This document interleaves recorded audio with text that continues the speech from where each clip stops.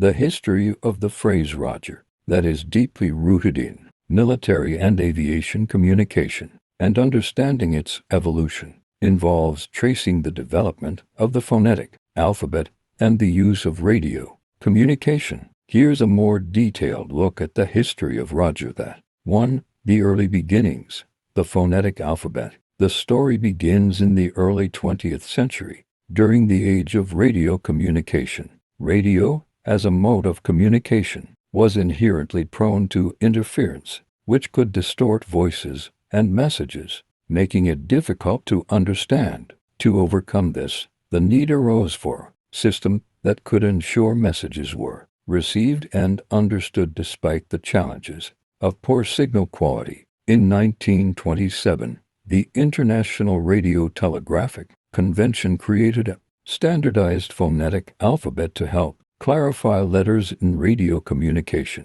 The idea was to assign a distinct word to each letter of the alphabet, making it easier to transmit messages clearly. This alphabet was used by military forces, aviation, and maritime communication systems around the world. 2.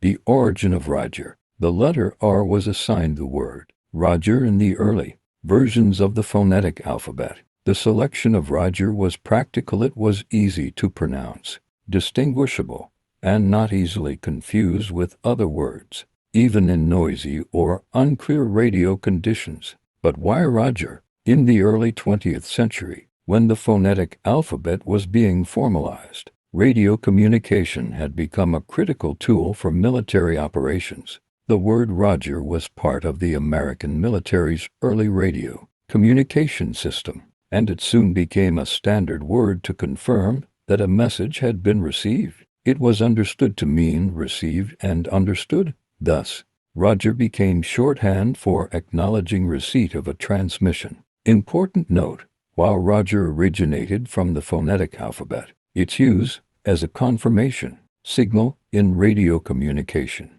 didn't rely solely on the letter R.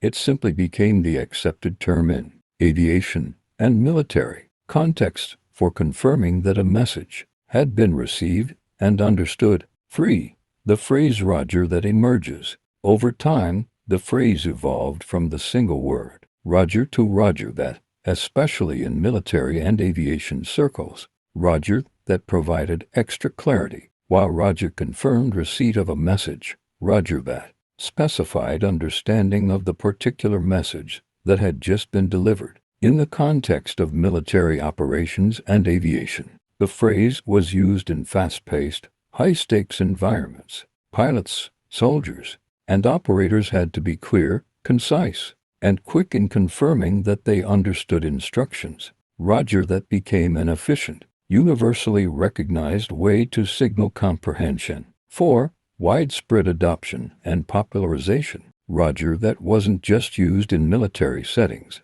As aviation and military technology advanced in the 20th century,